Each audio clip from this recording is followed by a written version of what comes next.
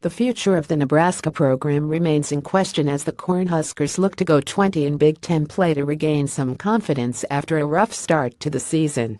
Nebraska heads to Illinois for some Friday night football in the Big Ten in the first game since the removal of athletic director Sean Eicherst. With a change at AD, Nebraska head coach Mike Riley could use a good showing in Big Ten play to prove he is the best coaching option for the football program in the years to come. The season may still be young, but Friday night's matchup between the Cornhuskers and Illinois already has a must-win feel to it for both teams if they are to keep the goal of a postseason bowl game in the fold heading to October. Nebraska at Illinois kickoff Friday, September 29 at 8 p.m. Eastern Time. TV channel Fox Sports 1 spread Nebraska 6.53 things to watch 1. Nebraska hits the road after turbulent week. The Huskers may have avoided a meltdown last week at home against Rutgers, but the school still made a change at athletic director to cast a fog over the future of the football program.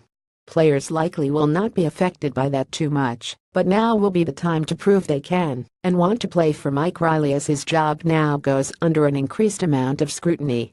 Perhaps going on the road on a short week will be good for the coaching staff and program as they were forced to turn their attention to a game away from home in conference play against a team that is also in a bit of a struggle as a program. Nebraska may not be able to afford to let this one slip away, otherwise, their bowl picture will look equally gloomy. 2. Tanner Lee remains Nebraska's starting QB despite an ugly start to the season with 9 interceptions thrown, and 3 of those returned for a touchdown by the opponent. Lee still sits atop the depth chart to lead the Husker offense. The pressure is on to prove he is worthy of staying there, because another sloppy game marred by turnovers will force Riley to inch closer and closer to making a change at quarterback with redshirt freshman Patrick O'Brien. But Lee may remain on the field for better or worse, because Nebraska offensive coordinator Danny Langsdorf and Riley have said there is too much separation between Lee and O'Brien. 3.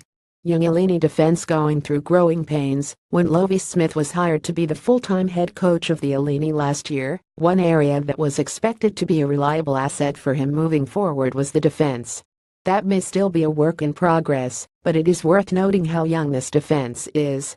5 starters range from being redshirt sophomores to freshmen, and that includes 3 in the secondary.